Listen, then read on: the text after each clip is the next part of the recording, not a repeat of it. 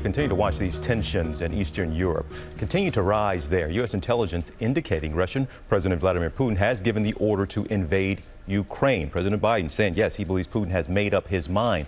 How could this actually have an impact on you here in the U.S.? Let me bring in now for a look at this is New York Congressman John Katko. Sir, welcome back to the program here. And I want to start. How confident are you that as we sit here and you talk to our viewers and Americans, that somebody sitting in Kansas City, in Phoenix, in Salt Lake City, in Birmingham, Alabama, wherever they may be, 5,000 to 6,000 miles away from Ukraine, they need to be preparing here for a potential disruption in life based on Russian cyber attacks? Is that the case?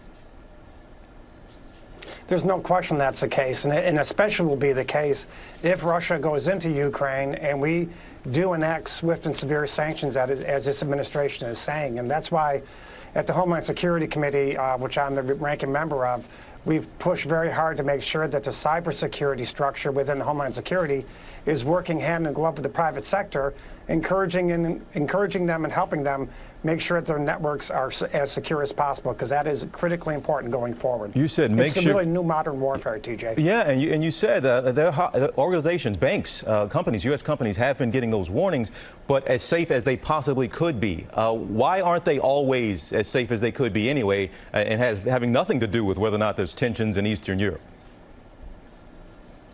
Well, listen, over the last year, TJ, we've seen major cyber attacks that are sponsored by China and Russia, and we haven't clapped back in the manner that would serve as a deterrent to them. So there really is no deterrent, and you are right.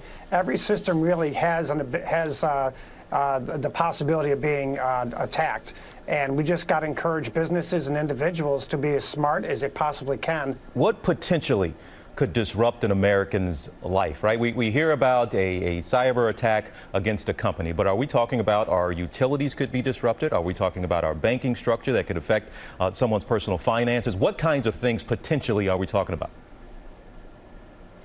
Well, I don't want to sound like a doomsdayer, but listen, everything is vulnerable until we make sure that they're ultimately secure. And we've already seen the pipeline disruption with the Colonial Pipeline attack last year and what that meant for gas supplies in the eastern seaboard. It was a huge problem. And yes, our utilities are vulnerable. Yes, our financial institutions are vulnerable. Have you seen anything yet that indicates that Russian players are starting to ramp up any type of cyber attacks, or are we just waiting that we know it potentially could happen? Or are you seeing evidence that it's coming?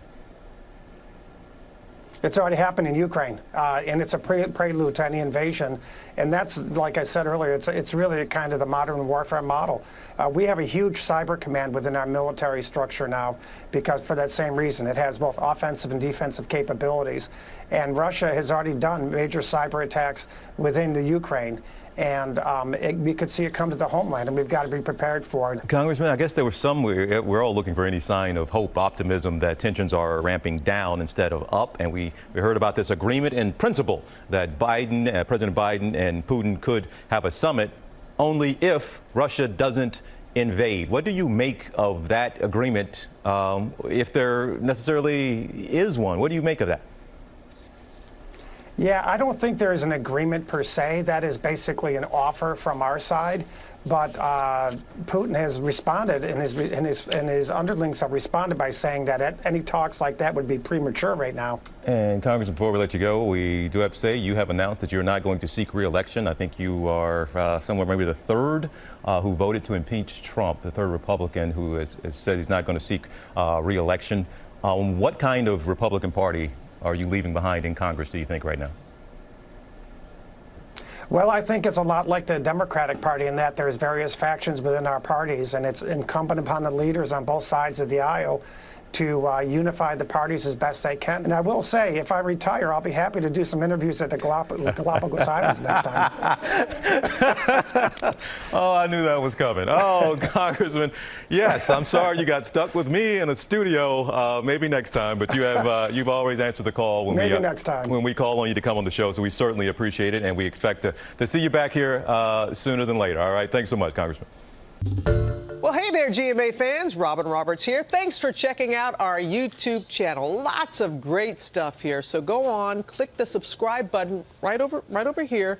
To get more of awesome videos and content from GMA every day, anytime. We thank you for watching, and we'll see you in the morning on GMA.